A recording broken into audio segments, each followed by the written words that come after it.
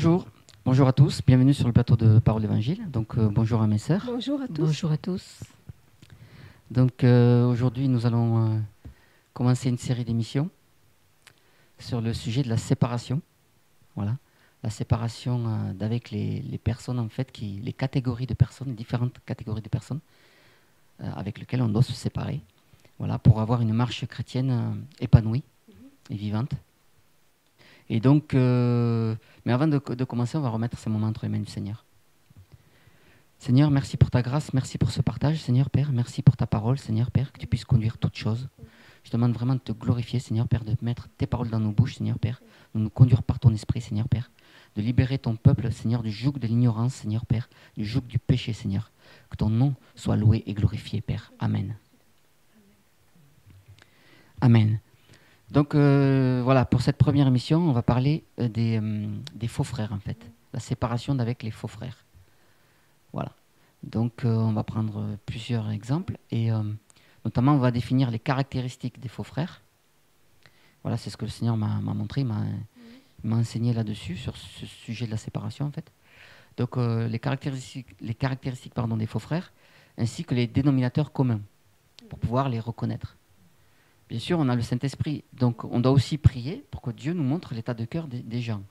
Mais c'est vrai que Dieu nous donne quand même dans sa parole des signes que l'on peut définir pour reconnaître des faux frères. Voilà, donc nous allons commencer dans Bereshit chapitre 4, donc Genèse chapitre 4.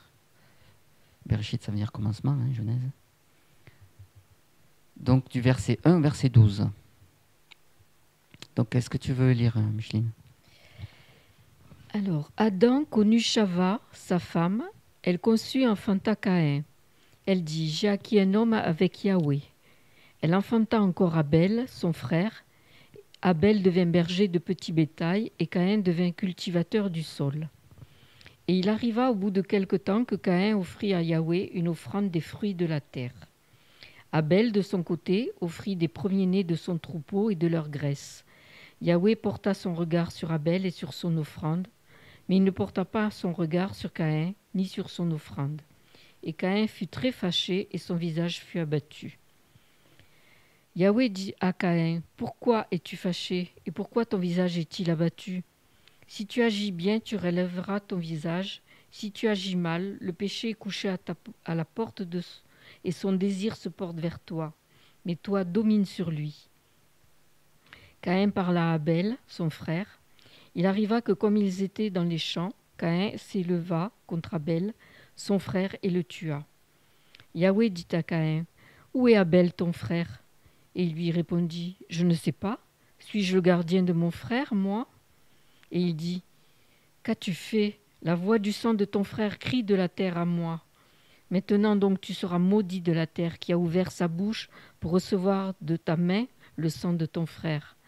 Quand tu cultiveras la terre, elle ne donnera plus son fruit, et tu seras vagabond et fugitif sur la terre. » Amen.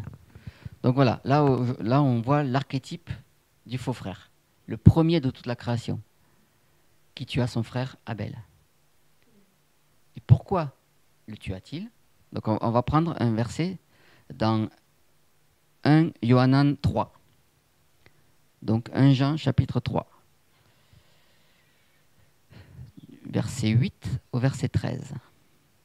Donc on va voir pourquoi Caïn a tué son frère Abel. Voilà. Versets 8 à 13. Tu veux le lire, Lucia ? Celui qui pratique le péché est du diable, car le diable pêche dès le commencement. C'est pour cela que le Fils de Dieu s'est manifesté afin de détruire les œuvres du diable. Quiconque est né de Dieu ne pratique pas le péché, car la semence de Dieu demeure en lui, et il ne peut pécher parce qu'il est né de Dieu.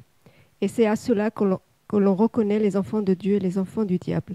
Quiconque ne pratique pas la justice et n'aime pas son frère n'est pas de Dieu. Car tel est le message que vous avez entendu dès le commencement, que nous nous aimions les uns les autres. Et que nous ne soyons pas comme Caïn qui était de mauvais et qui tua son frère. Et pourquoi le tua-t-il ? C'est parce que ses œuvres étaient mauvaises et que celles de son frère étaient justes. Mes frères, ne vous étonnez pas si le monde vous hait. Amen. Ah, pardon. Non, c'est là, merci. Hein. Donc voilà, pourquoi le tua-t-il? Parce que ses œuvres étaient mauvaises. Donc la première caractéristique d'un faux frère, c'est qu'il a des œuvres mauvaises. Donc dans les œuvres, on ne parle pas forcément des œuvres caritatives, des œuvres sociales, parce qu'un sataniste, un sorcier, un faux frère peut faire des œuvres sociales. C'est une couverture. Mais ce n'est pas parce qu'il fait des œuvres sociales que c'est un vrai frère. Ça, c'est juste de l'apparence. Non, non. Les œuvres en question, là, ce sont les œuvres de la chair, en fait. Donc, les œuvres de la chair que l'on peut voir dans Galates 5. Donc, on peut peut-être aller dans Galates 5. Voilà.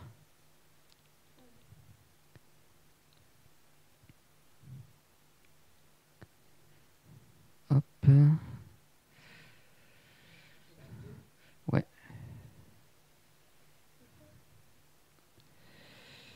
On va prendre à partir du verset 19. Alors, je vais le lire. Mais les œuvres de la chair sont évidentes. Ce sont l'adultère, la relation sexuelle illicite, l'impureté, la luxure sans bride, l'idolâtrie, la sorcellerie, les inimitiés, les querelles, les jalousies, les animosités, les esprits de parti, les divisions, les sectes, les envies, les meurtres, les ivrogneries, les orgies et les choses semblables à celles-là, au sujet desquelles je vous prédis, comme je vous l'ai déjà dit, que ceux qui commettent de telles choses n'hériteront pas le royaume de Dieu. Donc voilà, ça ce sont les œuvres mauvaises, les œuvres de la chair. Et dans ces œuvres, on voit quoi? On voit les inimitiés, les querelles, les jalousies, les animosités.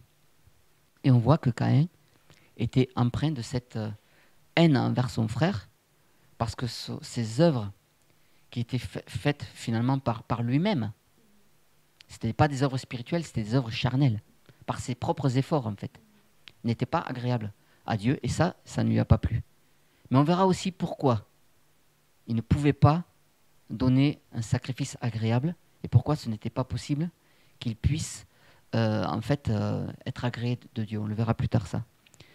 Donc la première caractéristique, voilà, ce sont les œuvres mauvaises qui sont écrites ici. Donc les frères qui commettent ce genre de choses, eh bien, en fait, déjà c'est un signe qui peut nous dire que ce sont des faux frères. Voilà. Voilà. Ça veut dire qu'ils n'ont pas l'esprit, ils sont charnels. Oui, c'est ça. Voilà, ils manifestent les fruits de la chair. Hein. Oui, tout à fait. Alors, bien sûr, il faut faire le distinguo entre quelqu'un qui est dans l'apprentissage de la vie chrétienne, mais ça, on en parlera plus tard, du faux frère qui, lui, n'appartient pas à Dieu. Qui persévère dans cette... Voilà, qui persévère. Justement, on en parlera tout à l'heure de tout ça. C'est ça, tout à fait. Hein, il faut bien faire le distinguo, mais on en reparlera. Donc, la première caractéristique, c'est ça, les œuvres de la chair. Les œuvres mauvaises, en fait, qui viennent d'un cœur mauvais. Donc, on va prendre une autre caractéristique des faux frères. On va aller dans Nombre 16. Nombre 16. À partir du verset 1er.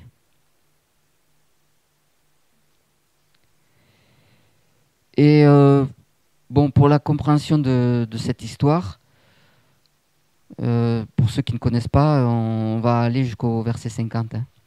On va dire de 1 à 50, oui. Oui, parce que c'est une histoire et il faut expliquer en fait le contexte.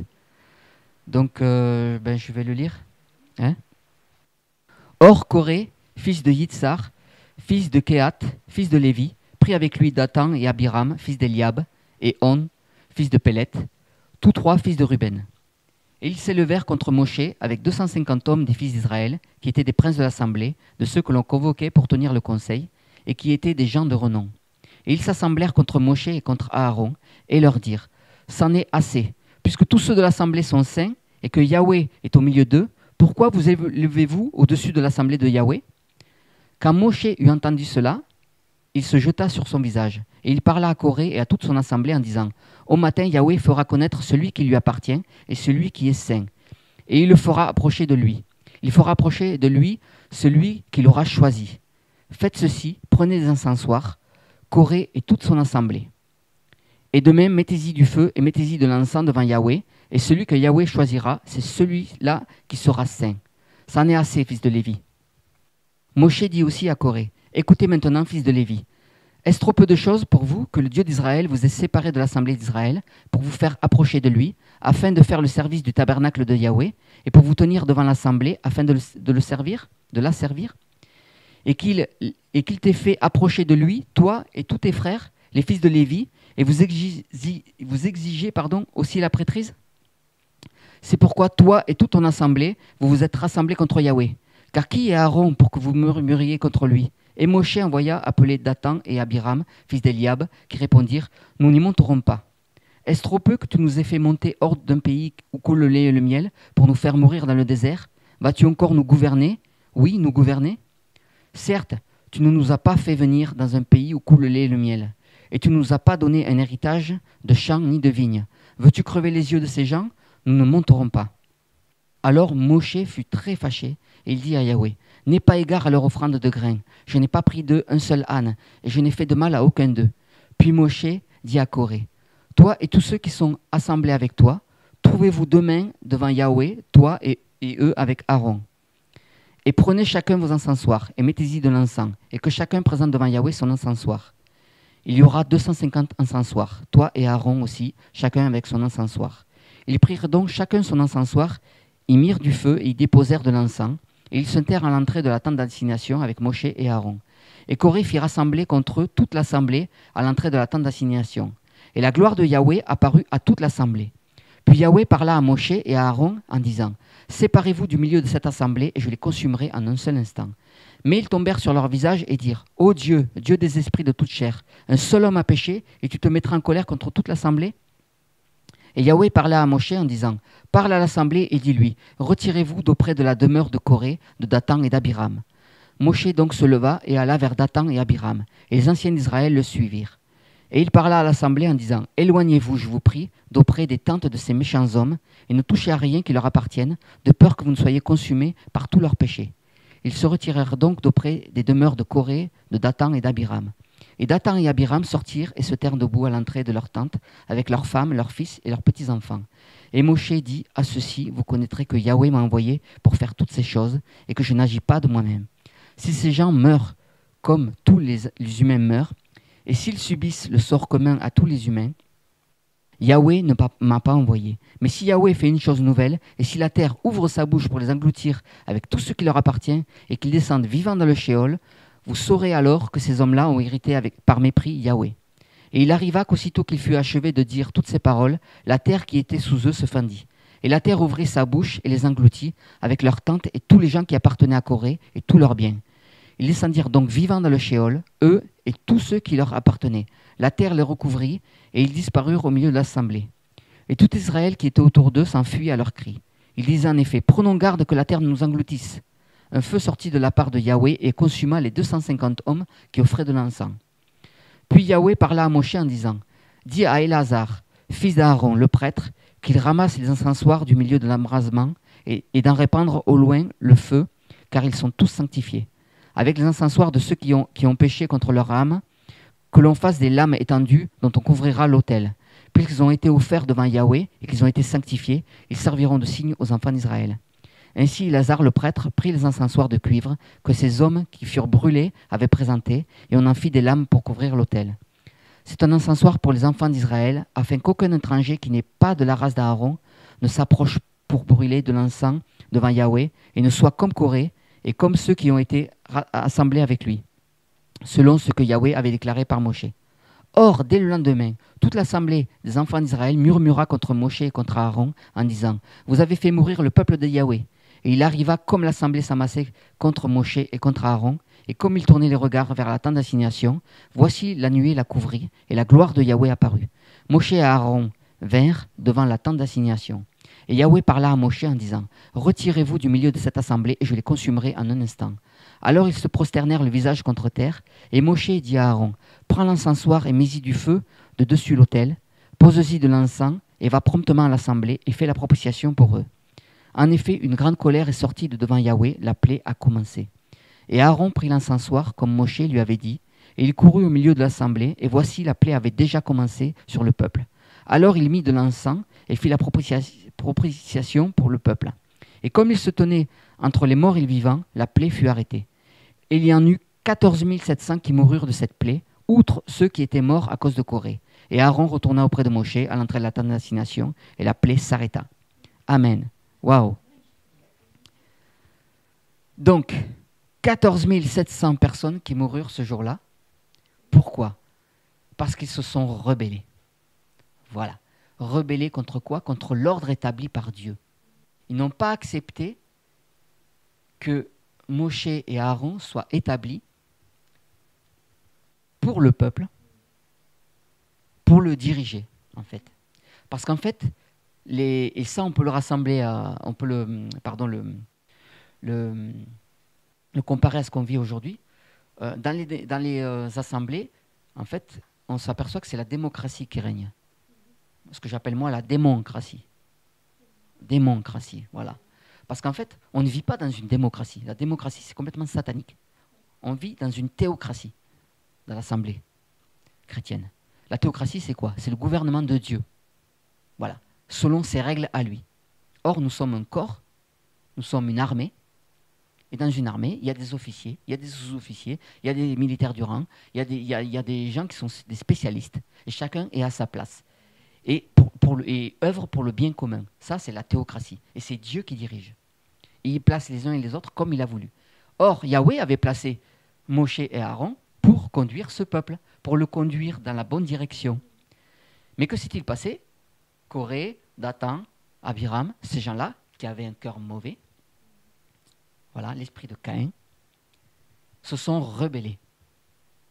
Voilà, contre l'ordre établi par Dieu. Et non seulement ils se sont rebellés, mais on s'est aperçu que quand le Seigneur a frappé pour juger ces gens-là, il les a consumés. Enfin non, en fait, ce qui s'est passé, c'est que la terre s'est ouverte, ils ont été engloutis vivants, ils sont rentrés directement en enfer, on nous dit, hein, dans le Sheol, vivants. Waouh. Donc, et en plus, il n'y avait pas que toute la famille, toutes les bêtes, en fait, tout ce qui leur appartenait était jugé en même temps. Je veux dire que c'était vraiment, voilà, hein, ça. Oui, le jugement de. C'est un jugement terrible. Dieu, juste, si tu veux intervenir. Voilà. Oui, et comme tu dis, c'est un jugement terrible parce que 14 700, c'est pas un peu, c'est énorme. Voilà. Et toutes ces personnes, donc, étaient corrompus. Oui. Même s'ils n'étaient pas conscients, enfin, je sais pas, parce qu'ils appartenaient vraiment à la famille de. Comment il s'appelle En fait, ouais. s'ils ont été condamnés par le Seigneur, c'est qu'ils Corée. n'appartenaient pas au Seigneur, de toute Ouais, façon. parce que sinon, Voilà, tout ils ne simplement. seraient pas consumés. Parce qu'ils se seraient repentis, Ouais. ils auraient eu une autre mentalité.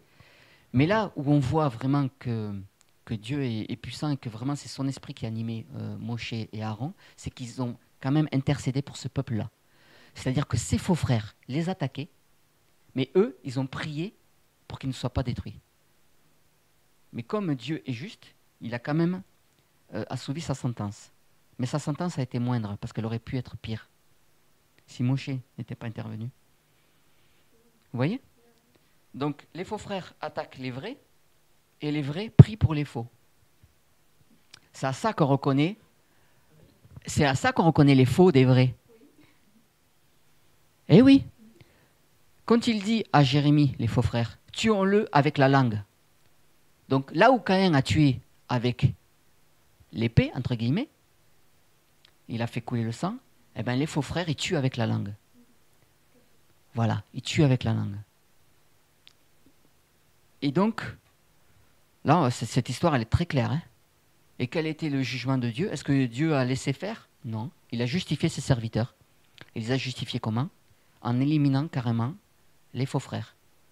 Donc là, la séparation, elle n'a pas été faite d'une manière cool, hein. Là, ça a été drastique. Hein. Là, le feu est tombé du ciel, a consumé tout un tas de personnes aussi. Il y a eu une plaie aussi, dans tout ce peuple qui a murmuré contre Moshe et Aaron. On ne se moque pas de Dieu. Ce qu'on aura semé, le moissonnera aussi. C'est là qu'on voit que la justice de Dieu, elle est tranchante, quoi. Quand elle tombe, elle tombe. C'est un vrai... C'est ça. C'est ça. C'est ça. Parce qu'en fait, Dieu est juste. Donc, il est autant amour que justice. Le Seigneur m'avait donné une vision de lui avec une balance. Et la balance, elle était au même niveau. En fait, c'est parce que sur la balance, il y a le lion et il y a l'agneau. Mais il n'y a pas l'agneau justice comme ça, amour, pardon, comme ça, ou le lion justice comme ça. Non, c'est équilibre. Il est autant agneau que lion, autant amour que justice. Amen. C'est pour ça que le Seigneur n'aime pas la balance fausse. Il aime la balance juste. L'équilibre, c'est un Dieu d'équilibre. Un Dieu d'équilibre. Je dis qu'à l'époque, il agissait radicalement. Voilà, Mais maintenant, bon, tôt ou tard, il justifie ses enfants. c'est ça. Ne soit pas maintenant, mais après, parce qu'il y a toujours de livrés parmi les chrétiens. Donc, tôt ou tard, tout est justifié par le Seigneur. C'est ça, exactement. Exactement. Et en fait, on a longtemps cru qu'on devait subir ça. Qu'on devait subir dans les assemblées livrées, finalement. Parce que la parabole du blé et de l'ivraie nous dit qu'en fait, à la fin des temps, l'ivraie sera arrachée. Mais ce qu'on oublie, c'est que dans la parole du blé et de l'ivraie, le champ, c'est le monde. Mais est-ce que l'assemblée, c'est le monde? Ah non, et non, et non. Ça veut dire quoi? Ça veut dire qu'on ne peut pas arracher l'ivraie du monde, mais on doit arracher l'ivraie de l'assemblée. Eh oui, eh oui. Sauf que, avant d'arracher l'ivraie de l'assemblée, il faut d'abord que Dieu mette à la lumière que c'est de l'ivraie. Parce qu'il ne faut pas oublier non plus que le blé s'attache à l'ivraie. Donc il faut commencer déjà par casser la racine qui se sont entremêlées entre le blé et l'ivraie. Ça veut dire qu'il faut que la lumière soit faite sur l'ivraie, la nature de l'ivraie, pour que le blé se rende compte que c'était de l'ivraie. Il dit « Ouf là !» Et là, il s'éloigne. Et quand il s'éloigne, le blé, hop, on peut retirer l'ivraie. Ça veut dire quoi? Ça veut dire que dans une assemblée, si quelqu'un ne veut pas se repentir parce qu'il a été mis à la lumière, qu'on voit que c'est un faux frère, que ses œuvres sont mauvaises, que cette personne ne veut pas se repentir, il faut la chasser. Et si c'est vous qui êtes rentré dans une assemblée comme ça, il faut la quitter. Voilà. Il faut être clair. Pas de sentiments. Parce que si vous restez dans les sentiments, c'est pendant ce temps, pendant que vous êtes dans les sentiments, ces gens-là, ils vous flèchent. Et ils tuent les chrétiens faibles ou les chrétiens mal affermis. Ils les tuent avec leurs flèches. Et on le voit. Et on l'a vu. Voilà, n'oubliez pas que vous devez parler avec le micro. Hein. On l'a vu. Voilà. Donc, il ne faut pas être dans les sentiments. Dieu, c'est un Dieu de reste. C'est un Dieu qui tranche. N'oubliez pas que la parole, c'est une épée à double tranchant. Il vient trancher, séparer.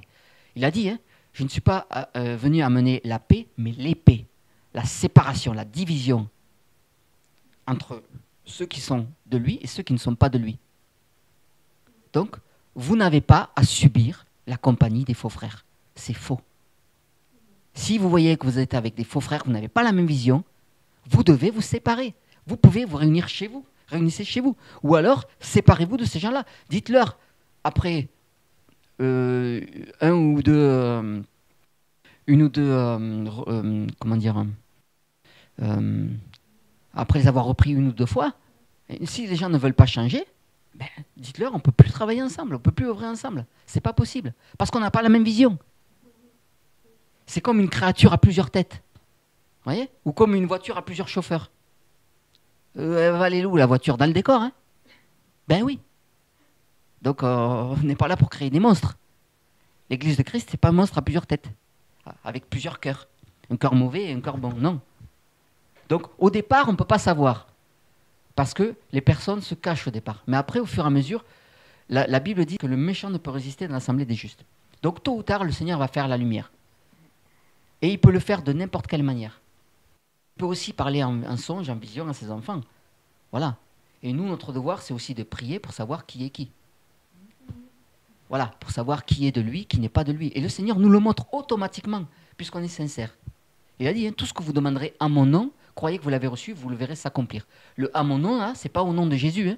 Non, non, non. Les 7 fils de Séva, ils ont prié au nom de Jésus pour chasser les démons, il ne s'est rien passé. Non, non. Le à mon nom, c'est selon ma volonté. Selon mon nom. Vous comprenez la différence? Ce n'est pas le nom lui-même qui est magique. Non, c'est la volonté du nom qui est associée au nom de Yahushua. Voilà, sa volonté. Donc si tu demandes des choses selon sa volonté, il te le montre. Voilà, il le fait. Donc si tu demandes au Seigneur qui te montre l'état de cœur d'une personne, il va le faire. Et cette personne, elle peut mal agir. Et pourtant le Seigneur va te dire, c'est une personne qui est de moi, parce qu'en fait elle n'est pas encore brisée, son caractère n'a pas encore été brisé. Et une personne peut paraître très bien dans l'assemblée, peut faire des choses, des œuvres et tout ça. Et le Seigneur te dit, elle est de la race de vipère, elle est de la race du serpent. C'est pour ça qu'il ne faut pas s'attacher aux apparences. Il faut demander, montre-moi le cœur, parce que Dieu regarde au cœur. C'est très important de comprendre ça. Pas les apparences. Il ne regarde pas aux actes, il regarde au cœur, le Seigneur. Rappelez-vous les 2 brigands sur la croix. 2 brigands, il y en a un qui a été sauvé, pas l'autre. Pourtant, c'était 2 brigands. Le cœur. C'est ça que Dieu regarde. Et donc, tu voulais intervenir alors? Oui, parce que j'ai été interpellée ce matin par un verset qu'on avait partagé, Romains 13, verset 10. C'est « L'amour ne fait pas de mal au prochain, l'amour est donc l'accomplissement de la loi ». Mais ce verset, c'est vrai que ça peut inciter certains chrétiens à ne pas justement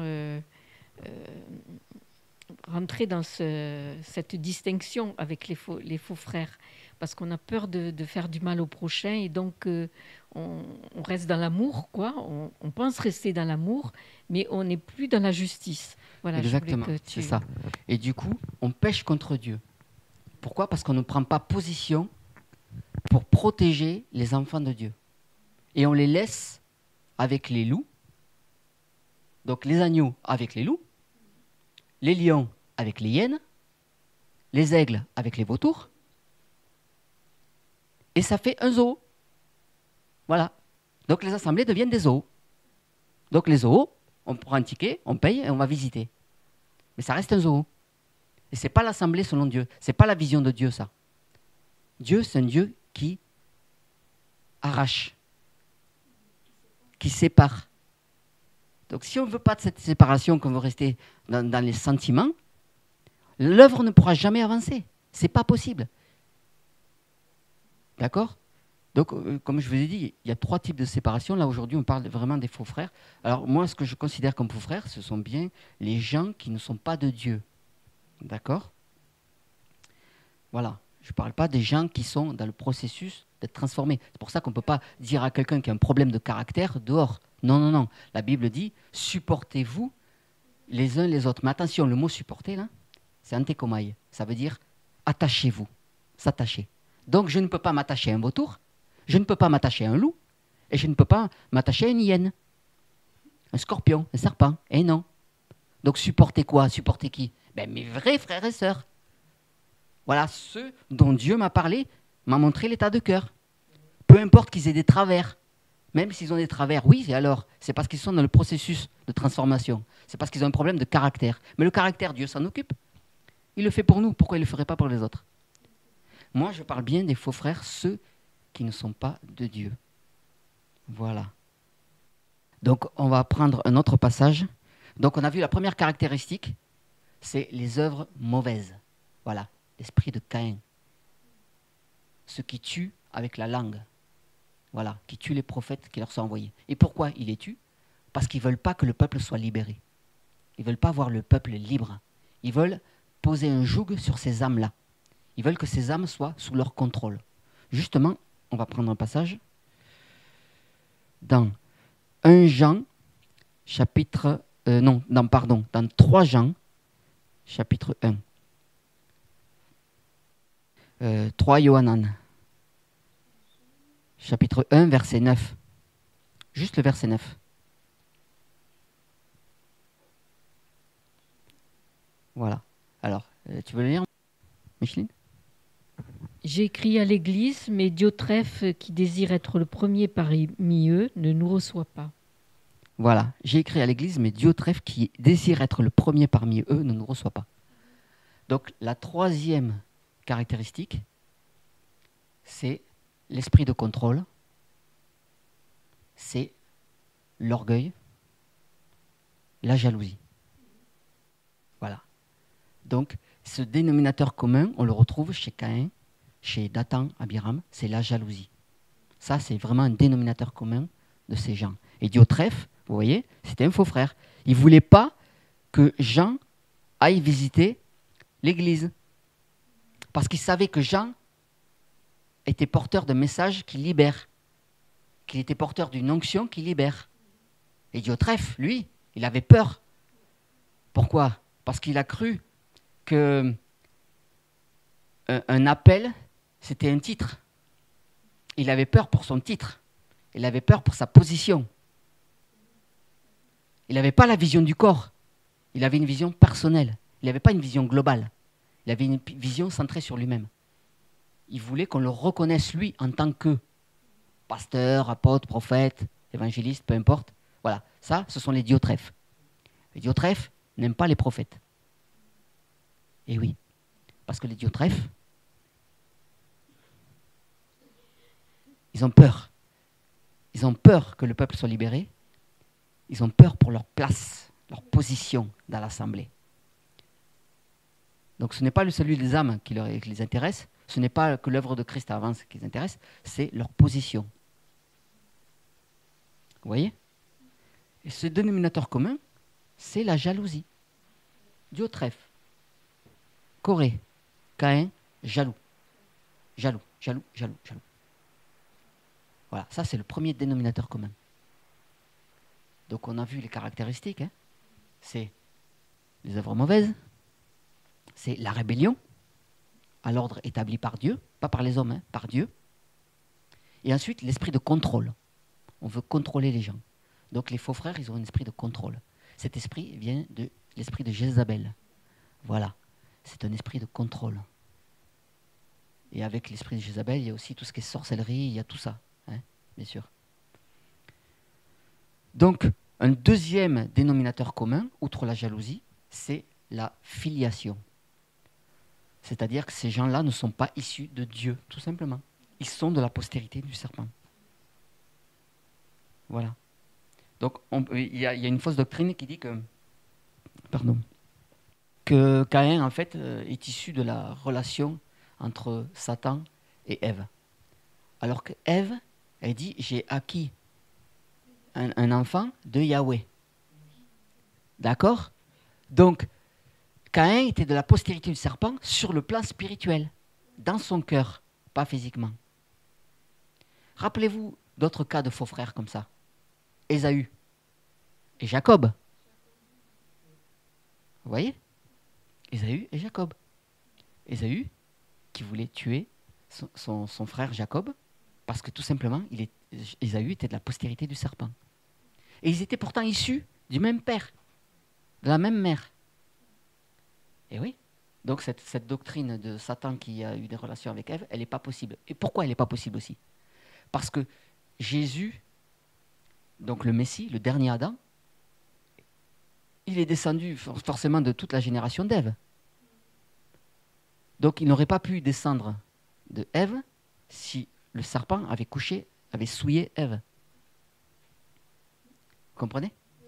Eh oui. Donc c'était pas possible. Donc voilà, c'est vraiment dans le cœur. Le péché, c'est dans le cœur. C'est-à-dire que les âmes étant créées dès la fondation du monde,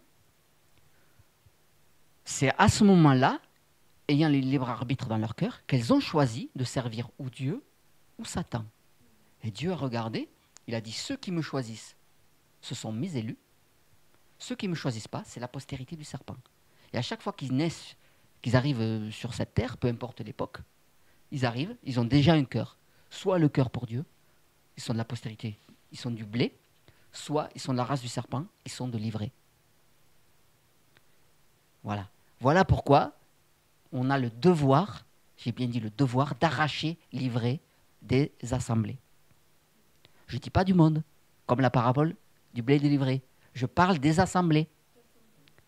Et une fois de plus, on ne le fait qu'une fois que Dieu a mis les choses à la lumière, qu'on a voulu amener les gens à la repentance.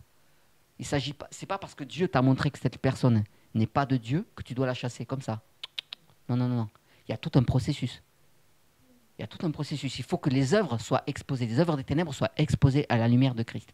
Une fois qu'elles ont été exposées, si la personne ne veut pas changer, ne veut pas se repentir, on n'a pas à la supporter. C'est dehors.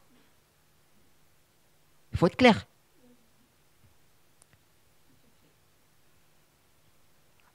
Alors, oui, oui. Matthieu 22, verset 14, bon, je vais juste le lire. Hein. Car il y a beaucoup d'appelés, mais peu d'élus. Donc, il y a beaucoup d'appelés. Beaucoup de gens viennent de les assemblées. Ils ont même des prophéties. Les faux frères reçoivent des prophéties. Pourquoi? Parce que Dieu les a quand même appelés. Pourquoi? Parce que Dieu a appelé tous les hommes à la repentance. Eh oui, Dieu est venu pour sauver tous les hommes, sachant qu'ils ne l'accepteraient pas, mais comme il est juste, il les a quand même appelés. Et les dons, il peut distribuer des dons à ce genre de personnes Alors, Parce si que- tu, parce que- si, si tu regardes, Parce que dans ces groupes-là, en voilà, ils fait, les distribuent dons des sont liés au Saint-Esprit. Ouais. Ces gens-là ne sont pas le Saint-Esprit. Mais Ouais. par contre, le diable, il fait aussi des faux miracles. Les parler en langue, tout ça, les Parler en langue prophéties, satanique, on en a vu. et on en voit. Et oui, donc, et oui. Et quand il chasse des démons, nous on croit que le démon est chassé. En fait, ce qui se passe, c'est qu'il remplace un démon par un autre. Donc on croit que la personne est délivrée, elle a plus mal là, mais 3 mois après, elle a mal là, au genou là. Pourquoi? Parce que le démon a été chassé, le premier. C'est pas qu'il a été chassé, c'est qu'il est parti. Satan travaille comme ça en fait. Il enlève un démon d'un endroit, il le déplace, il en met un autre. Comme ça, nous on croit au miracle. Et ça, c'est un faux miracle. Donc ces gens-là n'ont pas le Saint-Esprit, ils sont de la postérité du serpent. Tu ne peux pas avoir le Saint-Esprit et du serpent, ce n'est pas possible. Parce que la lumière ne cohabite pas avec les ténèbres. Paul disait quoi? Je ne veux pas que vous soyez en communion avec les démons, à la table des démons. Dans 1 Corinthiens. Non, ce n'est pas possible. Par contre, ce sont de faux miracles. Et comme on nous dit aussi, même Jésus l'a dit dans sa parole, que Satan ne chasse pas Satan. Il ne divise pas son royaume. Mais par contre, son royaume est une armée qui est structurée comme la nôtre. Donc il y a aussi des officiers, des sous-officiers, des soldats. Et ce qui se passe, c'est qu'ils ont des stratégies militaires aussi. La stratégie militaire, c'est que toi, démon qui fait mal à la tête là, tu restes jusqu'à un certain temps, mon serviteur va venir, tu vas partir, et on va te remplacer par un autre. Mais ça reste la même armée. T'échanges les démons, en fait. C'est exactement ça. Chacun leur rôle. Rappelez-vous les Corinthiens. Il y avait de l'impudicité jusqu'à outrance. Eh oui. Donc ils se disaient chrétiens, mais ils ne l'étaient pas. C'était des faux frères. En fait, il déplace le problème, quoi. En fait, ils déplacent le problème. C'est plus le même problème, mais c'est encore un problème. Voilà. Donc ça veut dire que la personne n'est jamais délivrée totalement. Et oui, parce qu'elle a toujours des problèmes. Donc c'est à ça aussi, c'est un des signes qu'on reconnaît les fausses délivrances, c'est que la personne, en fait, elle revient toujours, elle a toujours besoin de délivrance. Ouais, parce qu'on voit beaucoup dans les assemblées qui reviennent toujours pour la prière, ils Voilà. demandent souvent la prière, Voilà. et on voit qu'il y a un problème quand on Oui. est vraiment Exactement. dans le Seigneur, on ne peut pas tout le temps rechercher la prière à travers les hommes. C'est pas possible. Tu vois. Donc c'est là où il peut y avoir aussi un problème au niveau de la personne elle-même. Hein. C'est-à-dire qu'elle-même retient des choses qui font que Dieu ne peut pas la délivrer totalement. Si tu as un droit légal avec Satan, forcément Satan il montre le contrat, il dit oh regarde, cette personne-là elle m'appartient. Le Seigneur dit ah oui effectivement, il y a tel péché. La personne ne se reprend pas. Donc forcément il n'est pas délivré. Ça c'est un autre problème. Mais il y a aussi les fausses délivrances parce que notamment tous ces systèmes que l'on voit où les gens vont imposer les mains sans discernement, ils imposent les mains à tout le monde. Ils croient que les démons sont chassés. En fait, ils ne déplacent que le problème. La personne, tout d'un coup, elle ne fume plus. Alléluia, je suis sauvé, je ne fume plus. 3 mois après, elle meurt d'un ulcère à l'estomac. Voilà. Parce que ce n'était pas le même démon. L'esprit de fumée est parti. Mais il a été remplacé par autre chose. Voilà. Donc, les faux frères qui font des faux miracles. Il y en a beaucoup. Mais il y a aussi des vrais miracles. Hein. Comme disait un frère, s'il y a de la fausse monnaie, il y a aussi la vraie monnaie. Et on les reconnaît, parce qu'on les ressent. Et puis on voit le Seigneur agir dans les cœurs, parce que les vies sont transformées, les gens sont véritablement délivrés. Il y a de vraies guérisons, de vraies restaurations. Oui, ça, c'est les vrais miracles du Seigneur. Parce qu'il y a de vrais ouvriers aussi. Il y a de vrais apôtres, de vrais prophètes, de vrais serviteurs, de vrais hommes et femmes qui sont appelés de Dieu et qui ont la grâce pour délivrer les captifs par l'Esprit de Dieu. Oui, ça, c'est vrai. C'est la vérité. Mais en fait, il nous faut du discernement pour discerner le vrai du faux. Ça, c'est très important, c'est capital, quoi. Et les sentiments, c'est ça qui nous tue. Et on croit qu'on est obligé de garder ces gens-là avec nous parce que Dieu est amour. Oh là là. C'est pas Bisounoursland, hein. C'est pas le pays de Candy où tout le monde il est beau, tout le monde il est gentil. Et non. L'Assemblée de Christ, c'est une armée. On est en guerre. C'est pas le zoo.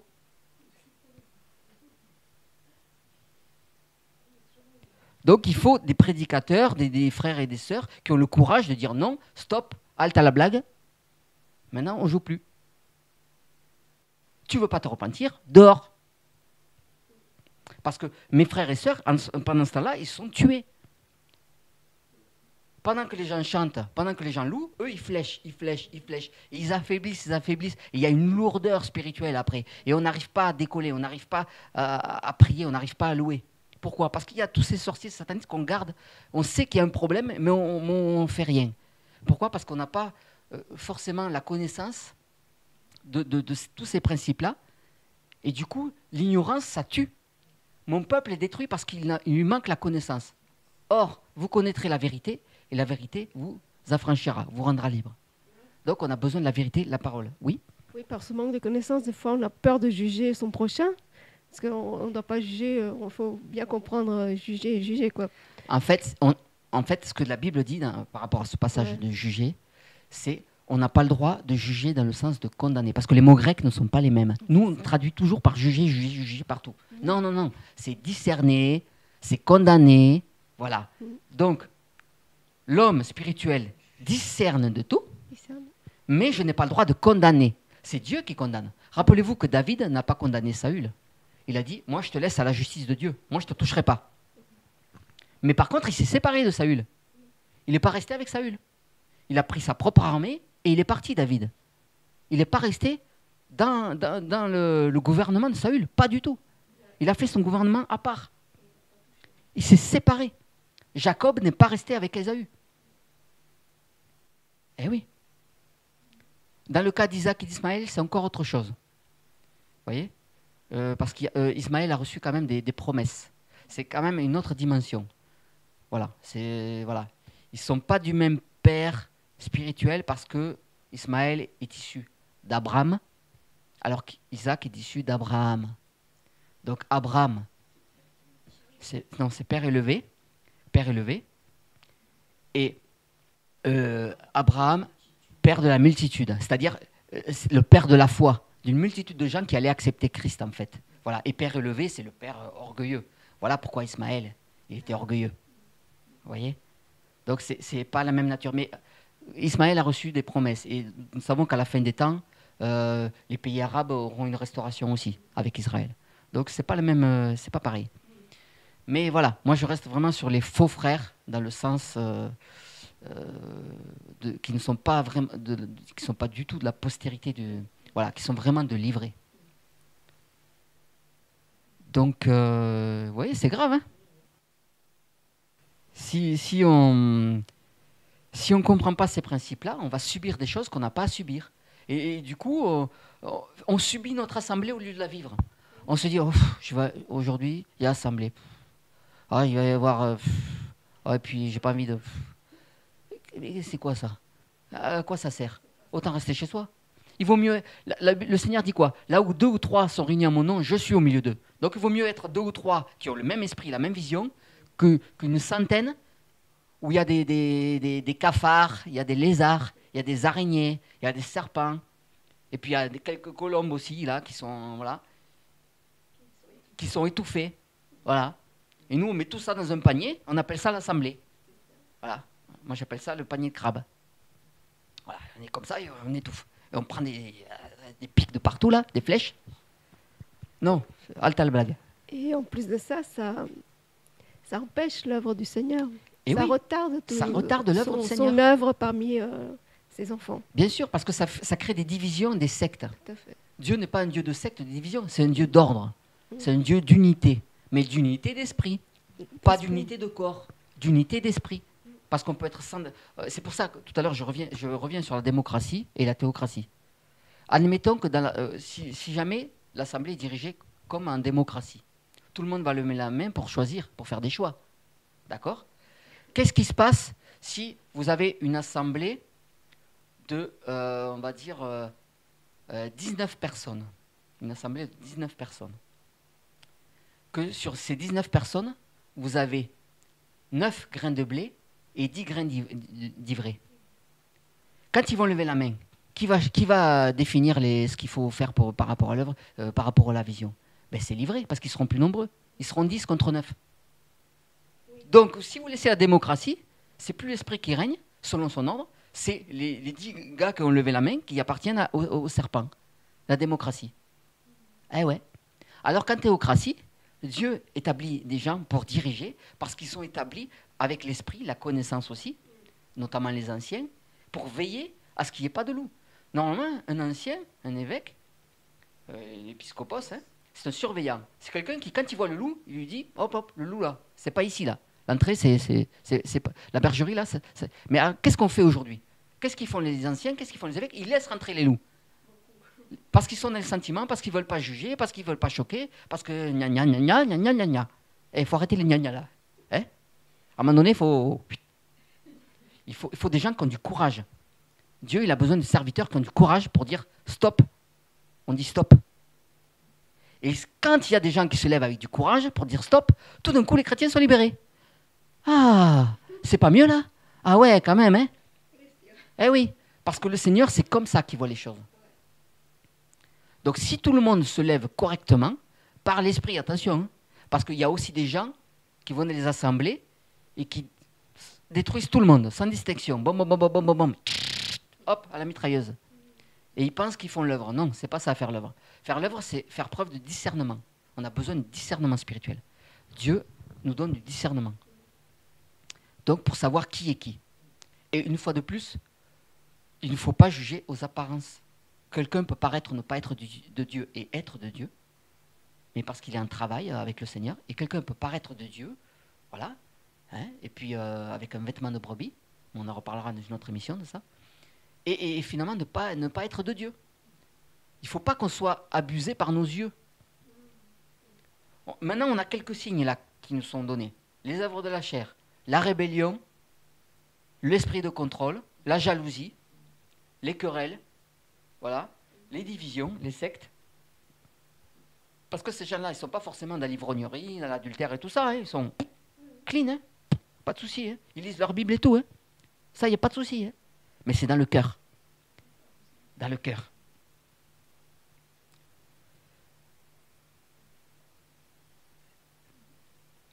Et que Dieu nous garde. Hein. Par rapport à... J'avais noté aussi d'autres choses lors de ma méditation. 1 Corinthiens 15, verset 33. Tu veux le lire, Lucia? 15, verset 33.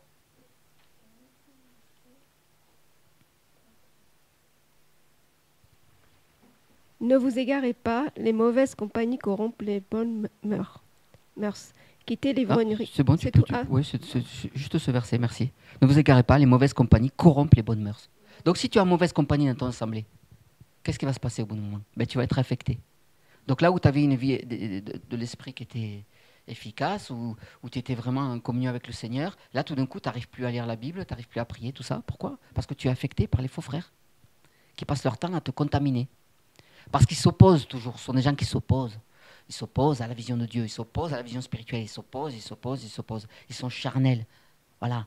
Ils ne comprennent pas l'esprit, ils ne peuvent pas le recevoir, ce n'est pas possible. Ils sont charnels, parce qu'ils ne sont pas de Dieu. Or, ce sont des choses qui sont spirituelles. C'est spirituellement qu'on en juge. Ils ne sont pas capables de comprendre ces choses-là. Ils n'ont pas l'esprit. Donc, ils vont s'opposer aux vrais chrétiens. Et les vrais chrétiens vont être étouffés. Donc, la mauvaise compagnie corrompt les bonnes mœurs. Donc, tout d'un coup, tu vas être attiré par des choses vers lesquelles tu n'étais pas attiré parce qu'eux-mêmes sont dedans, même s'ils ne te le disent pas. Par exemple, un faux frère, une fausse sœur, voilà, qui chante, avec des démons et tout ça, toi, tu écoutes ça, tu vas te recevoir ça aussi. Même si tu as le Saint-Esprit, que tu es dans la sanctification, ça va quand même t'impacter. Bien sûr, la malédiction sans cause n'a point d'effet, d'accord. Mais tu ne sais pas si toi, tu n'as pas des brèches, quelque part. Des micro-brèches, mais une petite brèche, ils s'incrustent. Parce que les démons, ils passent aussi par les oreilles, par la vue, par tout ça. Donc si on autorise les faux frères à régner dans les assemblées, parce qu'on ne veut pas prendre position, on va brasser de l'air. On va perdre du temps. Oui, on va perdre du temps, c'est ça. Voilà. Voilà. Je vais prendre notre passage.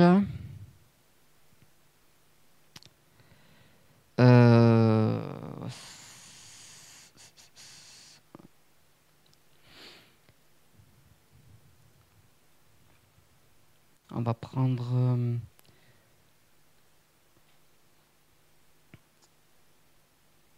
Oui, on va prendre... J'avais noté ce passage aussi. 1 Timothée 1, verset 3. 1 Timotheos 1, verset 3. Alors je vais le lire. Je te prie, comme je l'ai fait en partant pour la Macédoine, de rester à Éphèse, afin d'ordonner à certaines personnes de ne pas enseigner d'autres doctrines et de ne pas s'attacher à des fables et à des généalogies sans fin, qui produisent des débats plutôt que l'action de construire en Dieu par la foi. Or, le but du commandement, c'est l'amour qui procède d'un cœur pur, d'une bonne conscience et d'une foi sincère. Certains se sont écartés de ces choses et se sont égarés dans des conversations vaines, voulant être docteurs de la loi, mais ils ne comprennent ni ce qu'ils disent, ni ce qu'ils affirment.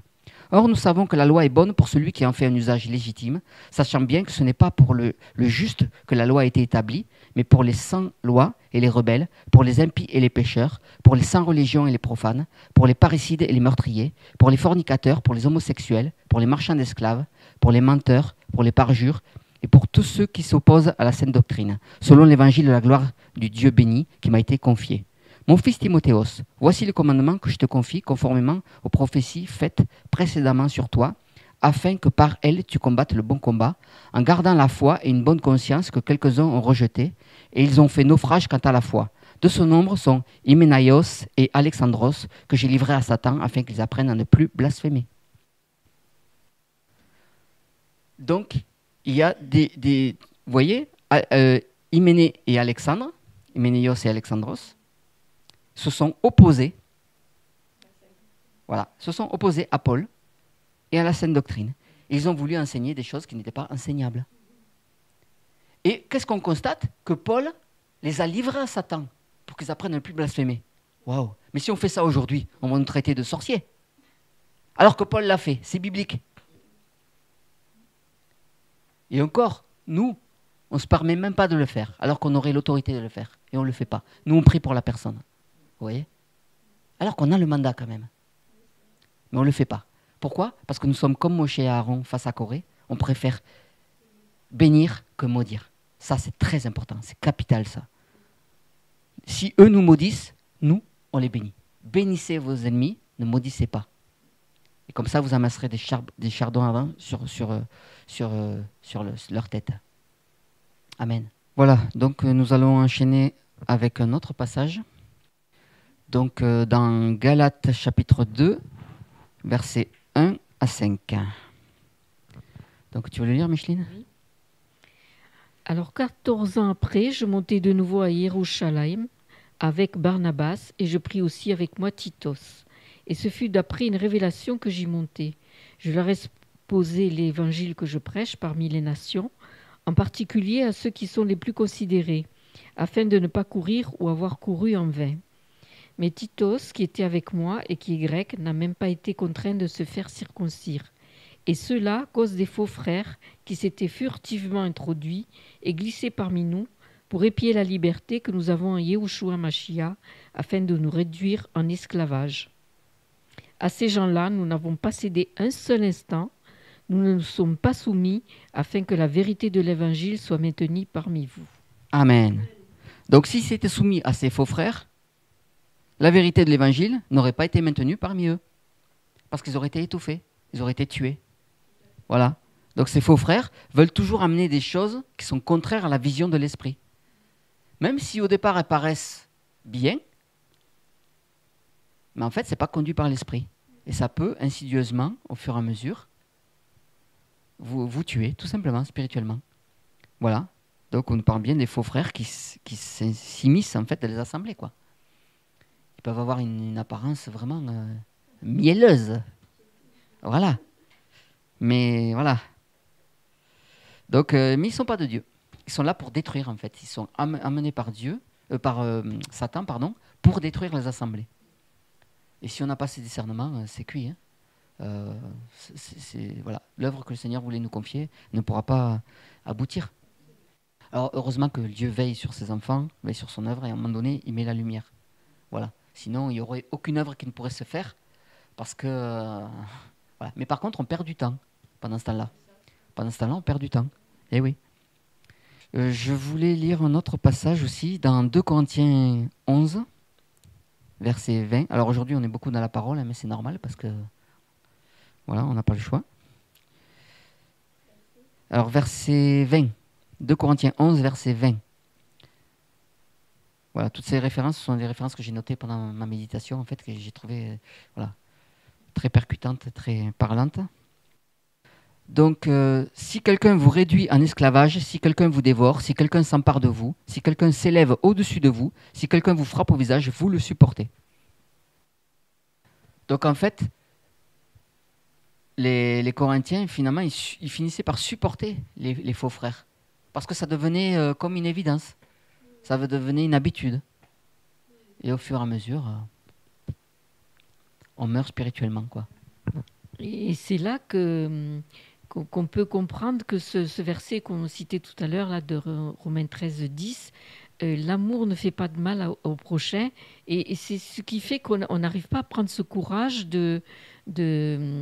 voilà, d'affronter la situation et peut-être à un moment donné de dire stop, quoi. Oui, Que voilà, c'est ça. et qu'il y a des choses qu'on n'a plus à supporter. C'est ça. Parce que le problème, c'est Voilà. que souvent, on s'attend à ce que ce soit forcément ou des anciens, ou des pasteurs, ou des prophètes qui agissent. Mais en fait, tous les chrétiens ont reçu ce mandat-là, de marcher sur les serpents et les scorpions. Vous avez reçu l'autorité de marcher sur les serpents et les scorpions. Et de l'ennemi, oui. Et ce n'était pas forcément des apôtres, des prophètes, non. Ils avaient le Saint-Esprit, ces gens-là qui croyaient. Voilà. Donc, finalement, on se décharge. Mais il y a aussi la responsabilité des anciens qui ne font pas aussi leur rôle, qui ne jouent pas leur rôle aussi, parce qu'ils ne veillent pas. Et oui, voilà. On ne peut pas forcément demander à un bébé spirituel de commencer à faire quelque chose qui appartient surtout aux anciens. Voilà. Donc c'est à chacun de prendre ses responsabilités. Et s'il n'y a pas encore d'anciens dans l'assemblée? Eh bien, en fait, c'est là où il faut prier, en fait, que le Seigneur mette à la lumière les choses. Et dans ces cas-là, les chrétiens doivent prendre leurs responsabilités et dire, ben là, nous ne sommes pas d'accord avec ce que tu fais, ce que tu dis. Et donc, à plusieurs reprises, on t'a repris, tu ne veux pas changer, et ben, on ne peut plus marcher ensemble. Il ne s'agit pas d'insulter la personne ou quoi que ce soit, hein, de la traiter mal, non. Mais d'être ferme. D'être ferme et dire non, ce n'est pas possible. Parce que les gens confondent souvent fermeté avec méchanceté. Ils pensent qu'on est méchant parce qu'on est ferme. Mais non. Un père qui châtie son enfant, il va le faire avec fermeté. C'est pas pour ça qu'il est méchant. Et s'il ne le fait pas avec fermeté, l'enfant il va rigoler. Mais si tu es ferme, oula, je pense que je ne vais pas refaire. Hein. Je ne vais pas remettre les doigts dans la prise. Hein. Une fois ça va, hein, pas deux. Parce que là, papa... Eh oui, mais c'est ça. Les gens pensent que c'est qu'on leur veut du mal ou qu'on est méchant. Mais non. L'amour de Dieu implique sa justice. Implique la droiture. Voilà. C'est ça l'amour selon Dieu. Et donc, pour terminer par rapport à ça, on va prendre un passage dans 1 Thessaloniciens chapitre 5, verset 14.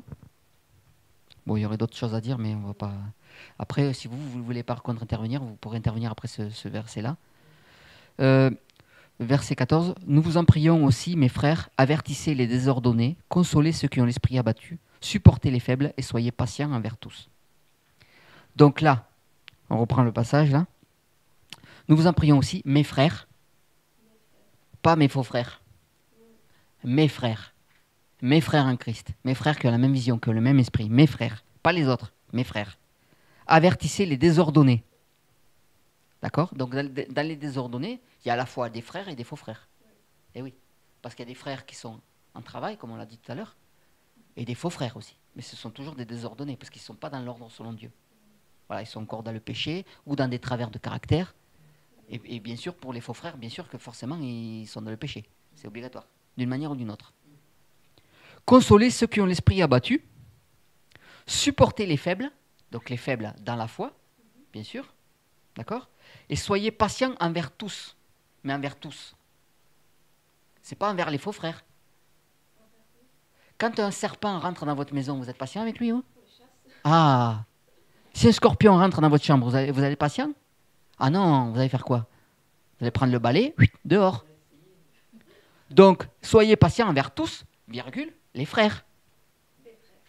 Les frères. Amen. Amen. Donc voilà, moi j'ai fini ce que le Seigneur m'avait mis à cœur. Maintenant, est-ce que vous avez des choses qui vous ont interpellé ou des choses à rajouter, à partager par rapport à ce sujet sur les faux frères? À ce que vous avez vu, entendu, à ce que vous avez vécu? Est-ce qu'il y a quelque chose qui vous a interpellé?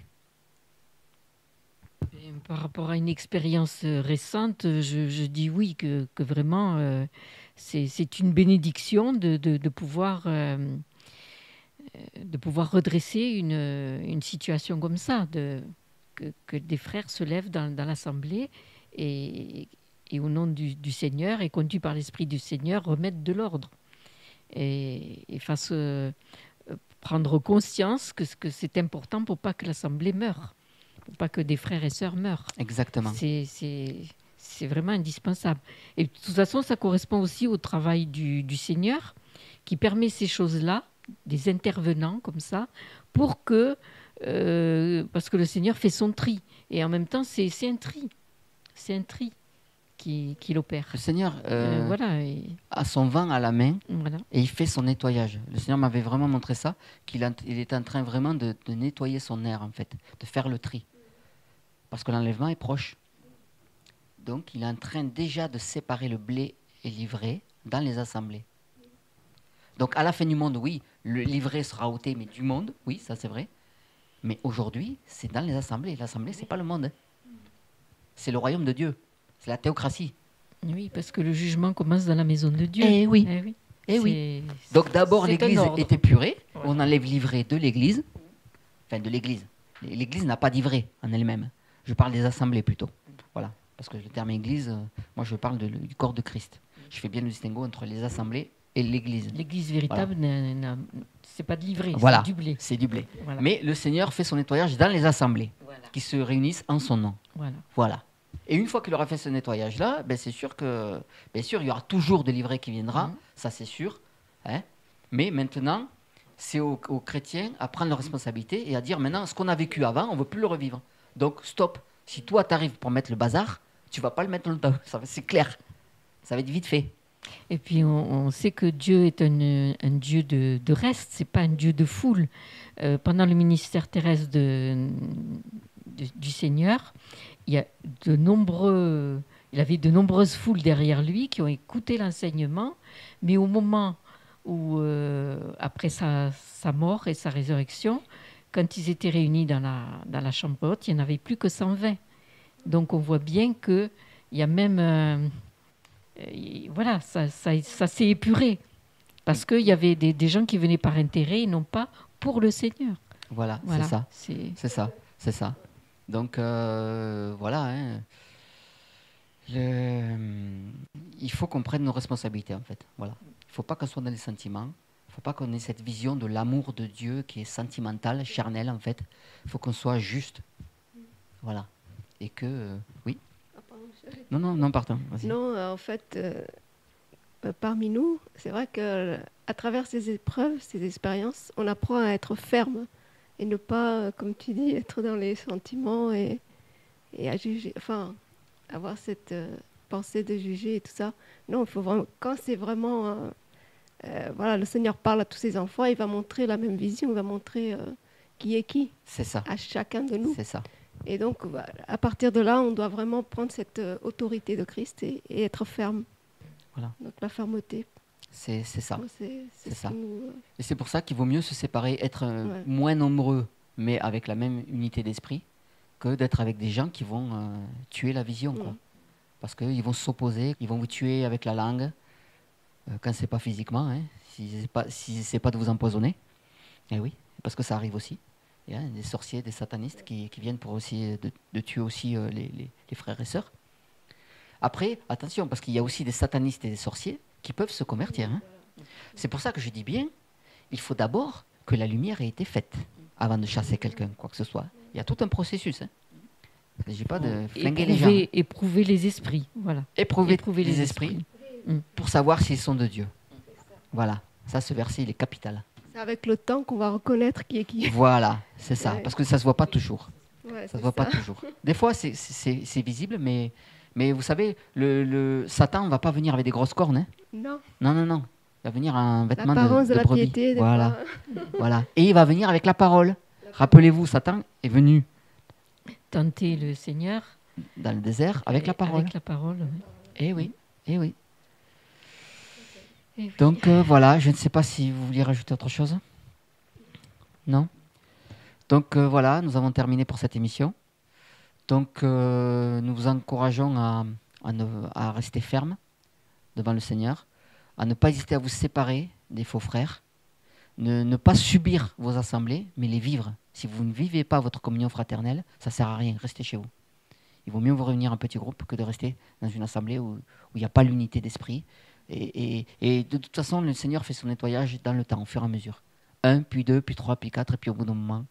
Mais uniquement, il fera ce nettoyage uniquement que si vous êtes prêt à assumer ce nettoyage. Vous êtes prêt à prendre vos responsabilités.